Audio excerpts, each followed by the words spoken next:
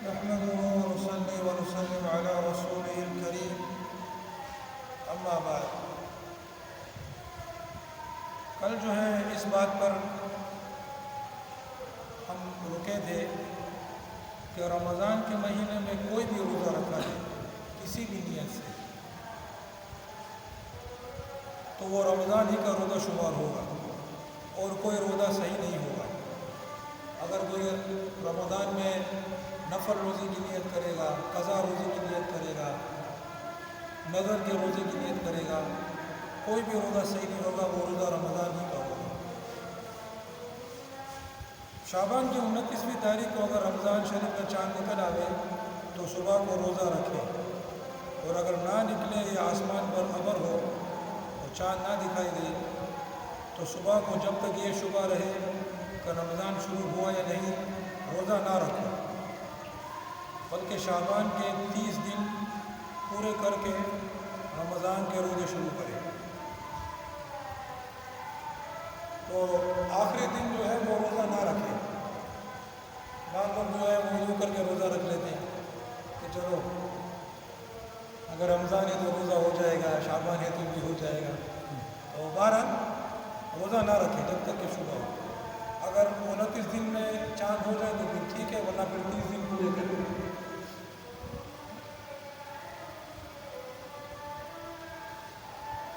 29ویں تاریخ کے ابر کی وجہ سے رمضان شریف کا چاند نہیں دکھا دیا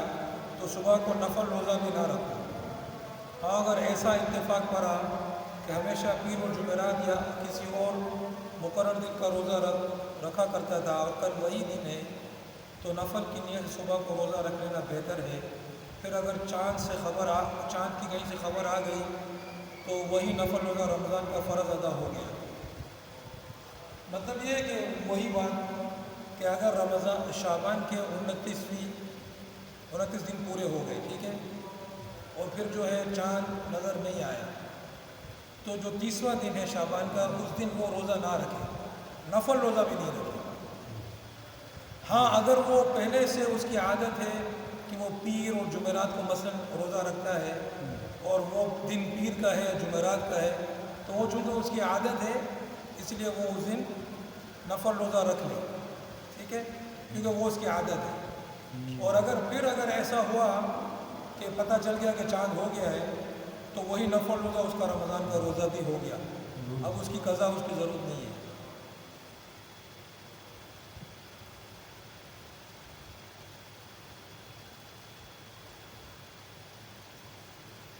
ابر کی وجہ سے 29 تاریخ کو رمضان کا چاند نہیں دکھائی دیا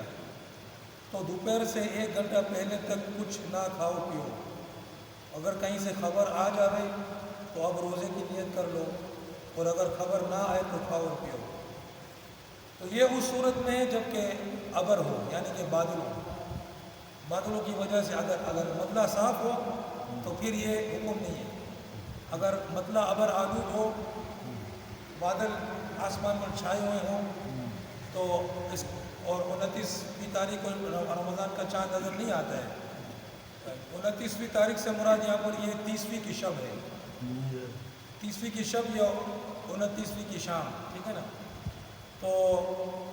دوپہر سے 1 گھنٹہ پہلے تک جو ہے وہ یعنی کہ ظہر کی نماز سے 1 گھنٹہ پہلے تک، میرے خیال میں زوال مراد ہوگا یا زوال سے بھی 1 گھنٹہ پہلے مراد ہوگا کہ اس تک جو ہے وہ کچھ کھاؤ پیو نہیں۔ اور اگر پھر خبر آ جائے کہ چاند ہو گیا تھا تو روزہ رکھ لو، روزے کی نیت کر لو، کیونکہ روزے کی نیت جو ہے وہ یہ دوپہر کے 1 گھنٹہ پہلے تک کی جا سکتی ہے۔ یہ اصل میں جو ہوگا نا یہ زوال سے 1 گھنٹہ پہلے ہوگا۔ زوال جو ہے نا، زوال تقریباً 12:30 بجے ہوتا ہے، ٹھیک ہے، تو 11:30 بجے، تو یعنی کہ تقریباً 11:30 بجے تک انتظار کر لیں، کیونکہ رمضان کے روزے کی نیت جو ہے وہ اس وقت تک کی جا سکتی ہے۔ اگر کچھ کھایا پیا نہیں ہے، کوئی ایسی حرکت نہیں کی جس سے روزہ ٹوٹ جاتا ہے، تو پھر اگر نیت کر لی تو ٹھیک ہے، پھر اسی رمضان کا روزہ ہو گیا۔ لیکن رمضان کے روزے کی نیت بھی اس وقت کے بعد نہیں کی جا سکتی، اس لیے یہ وقت گزر جائے تو پھر کھا پی لے، اس لیے کہ آپ انتظار کا کوئی فائدہ نہیں ہے۔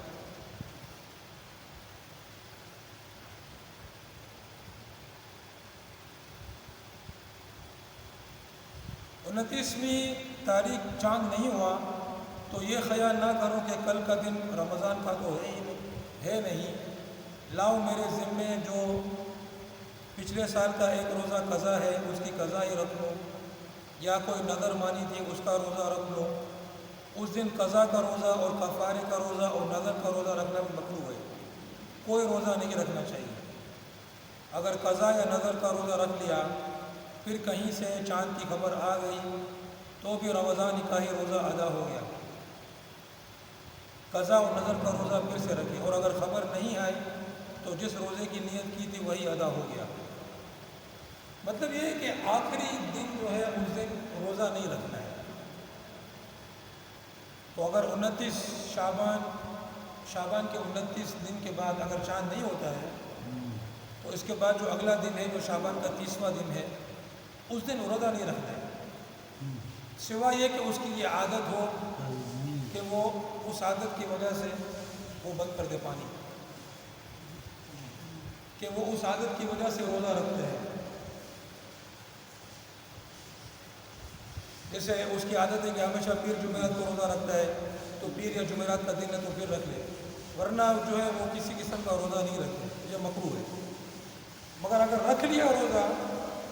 اور پھر پتہ چلا کہ رمضان ہو گئی تھی تو پھر رمضان ہی کا روزہ ادا ہو گیا، اور اگر رمضان نہیں تھی،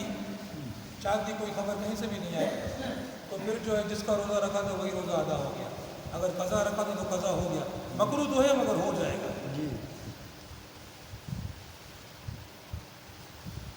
چاند دیکھنے کا بیان، اگر آسمان پر بادل ہیں یا غبار ہے جس کی وجہ سے رمضان کا چاند نظر نہیں آتا، لیکن ایک دیندار پرہیزگار سچے آدمی نے آ کر گواہی دی کہ میں نے رمضان کا چاند دیکھا ہے، تو چاند کا ثبوت ہو گیا، چاہے وہ مرد ہو چاہے عورت ہو۔ اگر بدلی کی وجہ سے عید کا چاند نہ دکھائی دیا تو ایک شخص کی گواہی کا اعتبار نہیں، چاہے جتنا بڑا معتبر آدمی ہو، بلکہ جب تک 2 معتبر آدمی اور پرہیزگار مرد یا ایک دیندار مرد اور 2 دیندار عورتیں اپنے چاند دیکھنے کی گواہی دیں تب چاند کا ثبوت ہوگا، اور اگر 4 عورتیں گواہی دیں تو بھی قبول نہیں۔ جو آدمی دین کا پابند نہیں برابر گناہ کرتا رہتا ہے، مثلا نماز نہیں پڑھتا یا روزہ نہیں رکھتا یا جھوٹ بولتا ہے یا کوئی اور گناہ کرتا ہے، شریعت کی پابندی نہیں کرتا،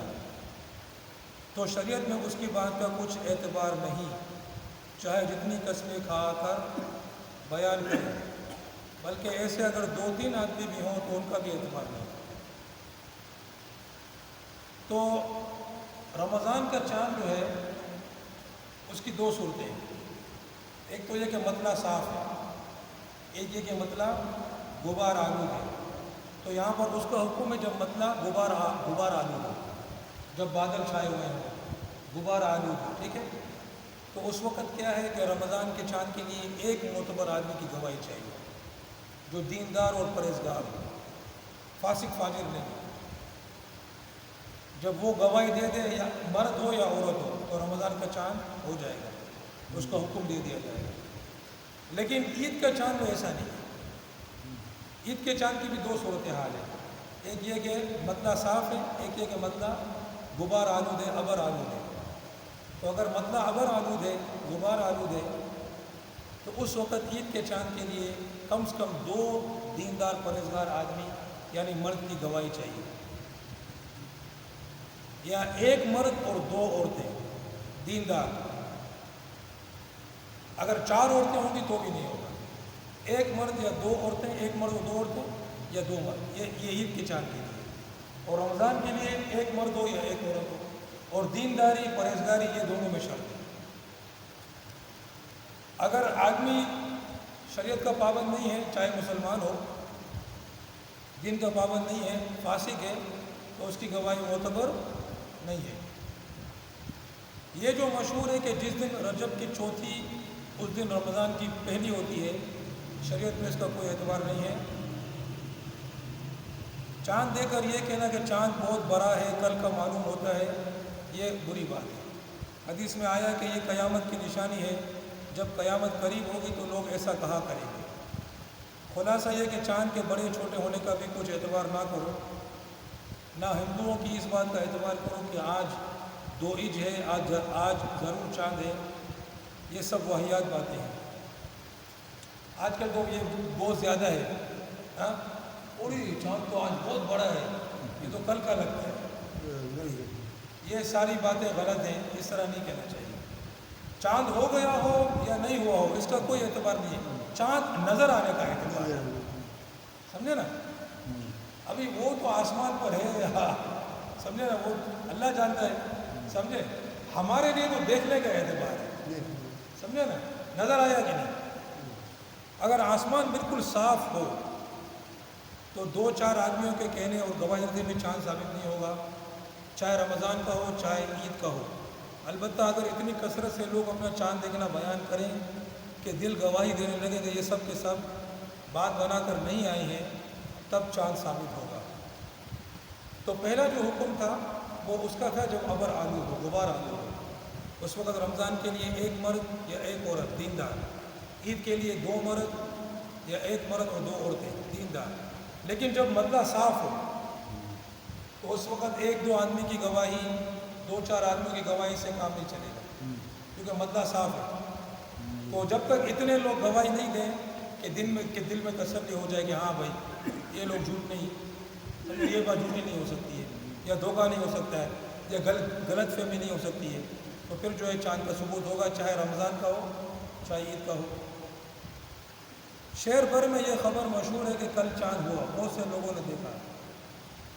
لیکن بہت ڈھونڈا تلاش کیا، پھر بھی کوئی آدمی ایسا نہیں ملتا جس نے خود چاند کو دیکھا ہو، تو ایسی خبر کا کچھ اعتبار نہیں ہے۔ کسی نے رمضان شریف کا چاند اکیلے دیکھا، سوائے اس کے شہر بھر میں کسی نے نہیں دیکھا،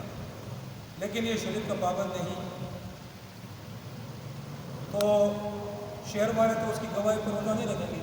لیکن یہ خود روزہ رکھے گا۔ اور اگر اس اکیلے دیکھنے والے نے 30 روزے پورے کر لیے، لیکن ابھی عید کا چاند نہیں دکھائی دیا،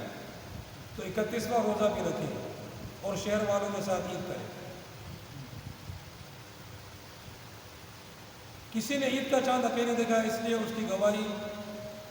کا شریعت نے اعتبار نہیں کیا، تو اس دیکھنے والے آدمی کو بھی عید کرنا درست نہیں، صبح کو روزہ رکھے اور اپنے چاند دیکھنے کا اعتبار نہ کرے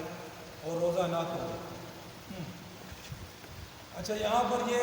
مسئلہ بیان کیا ہے کہ ایک آدمی ہے،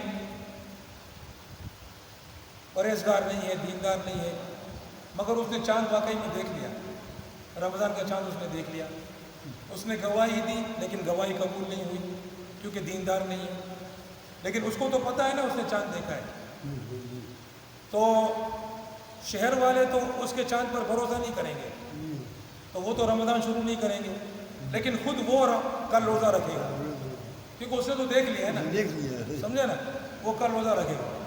یہ رمضان کے بارے میں، لیکن عید کے بارے میں ایسا نہیں۔ عید کے بارے میں وہ جو ہے اگر چاند دیکھ بھی لے اور اس کی گواہی کا اعتبار نہیں کیا جائے تو وہ دوسرے دن عید نہیں کرے بلکہ روزہ رکھے اور اپنے چاند دیکھنے کا اعتبار نہ کرے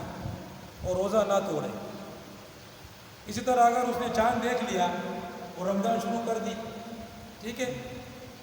اور اس کے 30 روزے پورے ہو گئے اور شہر والوں کے 29 ہو گئے، اب اس کو پتہ ہے کہ بھائی 30 تو پورے ہو گئے ہیں، لیکن شہر والوں نے کل عید نہیں کی، صحیح ہے، تو پھر وہ بھی شہر والوں کے ساتھ روزہ رکھے، ہاں 31 پورے کرے روزے، پھر ان کے ساتھ عید منائے۔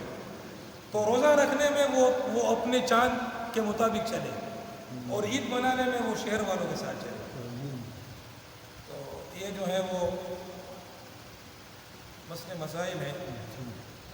ان کو سیکھنا چاہیے، گھر پر بھی بیان کرنا چاہیے۔ تو آخر دعوانا